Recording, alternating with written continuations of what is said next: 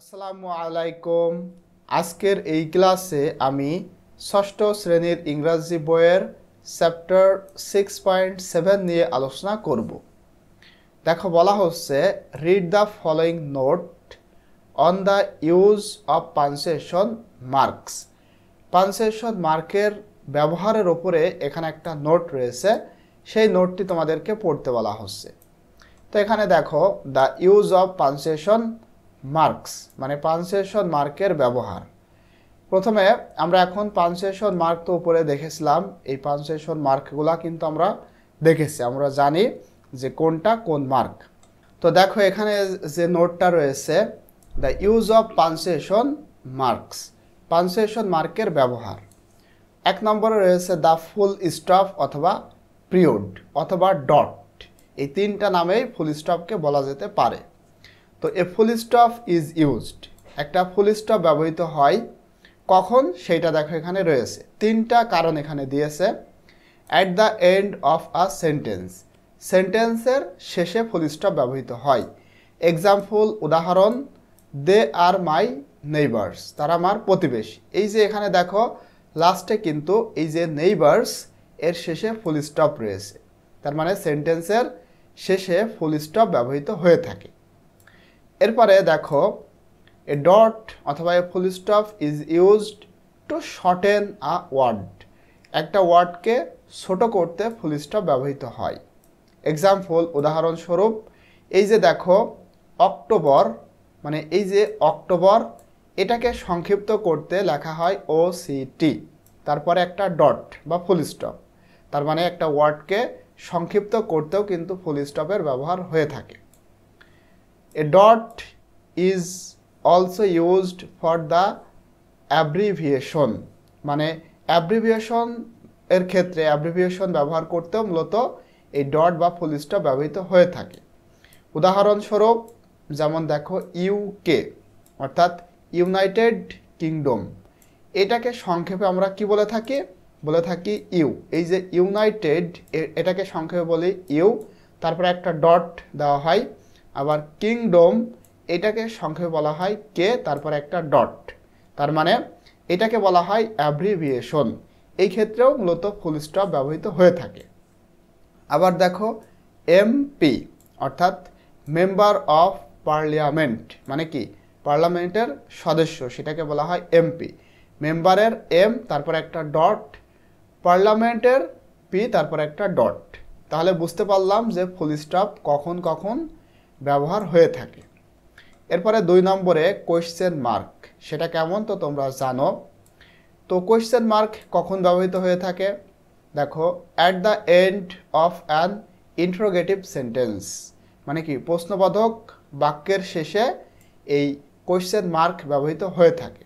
উদাহরণস্বরূপ দেখো এখানে বলা হচ্ছে হ্যাভ ইউ টেকেন ব্রেকফাস্ট, তুমি কি ব্রেকফাস্ট করেছো, এটা একটা ইন্টারোগেটিভ সেন্টেন্স, এই জন্য এই সেন্টেন্সের শেষে এই চিহ্নটা ব্যবহৃত হয়ে থাকে। এরপরে দেখো 3 নম্বরে এক্সক্লামেশন মার্ক, সেটা তো তোমরা জানো যে এক্সক্লামেশন মার্ক কেমন হয়ে থাকে। তো এইটার ব্যবহারটা দেখো এখানে 2টা কারণ দিয়েছে। At the end of a sentence or a short phrase that express a very deep or sudden emotion or feeling, তাহলে একটা সেন্টেন্সের শেষে অথবা একটা ফ্রেজকে, মানে একটা শর্ট ফ্রেজ, যেই ফ্রেজটা বা যেই সেন্টেন্সটা এক্সপ্রেস প্রকাশ করে ভেরি ডিপ খুব গভীর, অর অথবা সাডেন ইমোশন হঠাৎ কোনো আবেগ, অর ফিলিং অথবা অনুভূতি, এমন ক্ষেত্রে মূলত আমরা এই এক্সক্লামেশন মার্কটা ব্যবহার করে থাকি। ফর এক্সাম্পল দেখো উদাহরণস্বরূপ বলা হচ্ছে wow wow what a beautiful picture it is, ছবিটা কি সুন্দর, তার মানে এখানে একটা এক প্রকার কিন্তু ইমোশন কাজ করতেছে ওয়াও। তো এইটার পরে দেখো এইটার পরে কিন্তু আমরা এই তোমার এক্সক্লামেশন মার্কটা ব্যবহৃত হয়েছে, তো এই ক্ষেত্রে ব্যবহৃত হয়ে থাকে খুব আবেগ অথবা অনুভূতি প্রকাশ করতে। আবার টু শো এমফাসাইজ মানে জোর দেখাতে, যেমন দেখো উদাহরণস্বরূপ স্টপ থামো। Watch out for the speeding cars, মানে দ্রুত গতিসম্পন্ন যে কার বা গাড়িগুলা যাচ্ছে বাইরে সেটা দেখো। তার মানে কি, তোমাকে জোর করে দেখানোর চেষ্টা করা হচ্ছে। এই ক্ষেত্রেও কিন্তু এই এক্সক্লামেশন মার্কটা ব্যবহৃত হয়ে থাকে। এরপরে 4 নম্বরে রয়েছে কমা। কমা কেমন তোমরা তো জানোই। তো দেখো কমার ব্যবহার দুইটা দেওয়া হয়েছে। To give a little pose, মানে কি, লিটল পোজ মানে অল্প থামার ক্ষেত্রে বা অল্প থামতে মূলত কমা ব্যবহৃত হয়ে থাকে। ফর এক্সাম্পল, উদাহরণস্বরূপ, যেমন প্লিজ, এরপরে দেখো একটা কমা, প্লিজ দয়া করে ওপেন দ্য উইন্ডো। এই যে উইন্ডো মানে কি, জানালা, জানালাটি খোলো।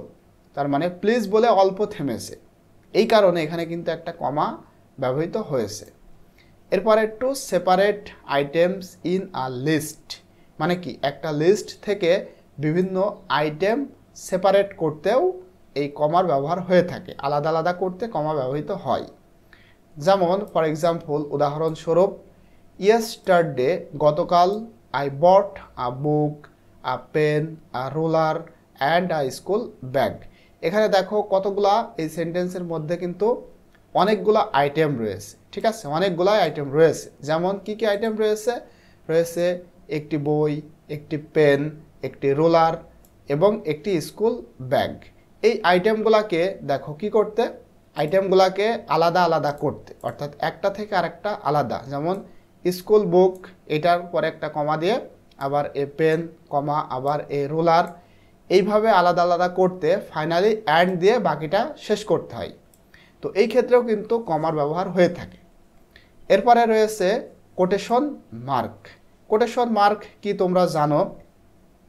তো দেখো, quotation marks are use to quote someone directly, মানে কেউ যখন সরাসরি কোনো কিছু বলে সেইটা তার কথাটা হুবহু তুলে ধরতে এই কোটেশন মার্কের ব্যবহার হয়ে থাকে, যেটাকে আমরা বলে থাকি উদ্ধৃতি বা বক্তব্য। তো quotation marks are of two types, এটা আবার দুই রকমের হয়ে থাকে। একটা হলো সিঙ্গেল কোটেশন মার্ক, মানে কি সিঙ্গেল একটা একটা থাকে, আর একটা হলো ডাবল কোটেশন মার্ক। তো এইটা দেখো আমরা এখানে তোমাদের কিন্তু রয়েছে। প্রথমটা হলো সিঙ্গেল। সিঙ্গেল বলতে এই পাশে একটা, আবার এই পাশে একটা। ঠিক আছে, এইটাকে বলা হচ্ছে সিঙ্গেল কোটেশন মার্ক। দেখো এই যে এই পাশে রয়েছে একটা, এই পাশে একটা এবং এই পাশে একটা। আর ডাবলের ক্ষেত্রে এখানে রয়েছে দুইটা, এখানে রয়েছে দুইটা। তো সিঙ্গেল কোটেশন মার্কটা দেখো, single quotation marks are mainly used within a double one to indicate a quotation within a quotation, মানে একটা কোটেশনের মধ্যে আরেকটা কোটেশনকে ইন্ডিকেট করতে বা নির্দেশ করতে মূলত এই সিঙ্গেল কোটেশন মার্কটা ব্যবহৃত হয়ে থাকে। যেমন দেখো তোমাদেরকে আমি একটু দেখাই। এখানে একটা উদাহরণ দেওয়া হয়েছে, দেখো, Tarin said that the teacher. Tarin বলল যে, দ্য টিচার সেইড, শিক্ষক বলেছে, we will discuss punctuation marks tomorrow, আমরা আগামীকাল পাঞ্চুয়েশন মার্ক নিয়ে আলোচনা করব। তারিন কথাটা বলল যে কে বলেছে? শিক্ষক বলেছে। তার মানে এই যে দেখো, এইটা মানে এখান থেকে এই পর্যন্ত একটা quotation mark, double quotation mark. এর মধ্যে আবার শিক্ষকের কথাটা তুলে ধরা হয়েছে। শিক্ষক বলেছে যে আগামীকাল পাঞ্চুয়েশন মার্ক নিয়ে আলোচনা করব। শিক্ষকের কথাটা যেহেতু একটা ডাবল কোটেশন মার্কের মধ্যে রয়েছে, যার কারণে তোমার এই কোটেশন মার্কটাতে সিঙ্গেল কোটেশন মার্ক দেওয়া হয়েছে, অর্থাৎ পাঞ্চুয়েশন মার্ক এটাকে সিঙ্গেল কোটেশন মার্কে রূপ দেওয়া হয়েছে। ঠিক আছে, এরপরে ডাবল কোটেশন মার্ক দেখো। Double quotation mark is use to quote someone directly. Double quotation মানে কি এই পর্যন্তই, মানে কারোর কথা হুবহু তুলে ধরতে এই ডাবল কোটেশন মার্ক ব্যবহৃত হয়ে থাকে। ফর এক্সাম্পল, উদাহরণস্বরূপ, মাদার সেইড, মা বলল, don't receive an unknown call, কখনোই মানে অপরিচিত কল গ্রহণ করো না বা কল ধরো না। তাহলে মায়ের কথাটা হুবহু এখানে তুলে ধরা হয়েছে, যার কারণে দেখো এই দুই পাশে এই যে ডোন্টের এখান থেকে শুরু করে কল পর্যন্ত এই সেন্টেন্সটা মার কথা, এই জন্য কোটেশন মার্কের মধ্যে দেওয়া হয়েছে, ডাবল কোটেশন মার্কের মধ্যে রাখা হয়েছে। তো এইগুলাই হচ্ছে তোমাদের পাঞ্চুয়েশন মার্ক নিয়ে আলোচনা। তো আশা করতেছি তোমরা এটা বুঝতে পেরেছো। ভিডিওটা ভালো লাগলে অবশ্যই তোমাদের বন্ধুদের সাথে শেয়ার করবা এবং প্রতিনিয়ত আমাদের ভিডিও পেতে আমাদের চ্যানেলটি সাবস্ক্রাইব করে পাশে থাকা বেল আইকনটি অন করে রাখবা। তাহলে যখনই আমরা ইনশাল্লাহ নতুন নতুন ভিডিও শেয়ার করব সাথে সাথেই তোমরা সেটা পেয়ে যাবা।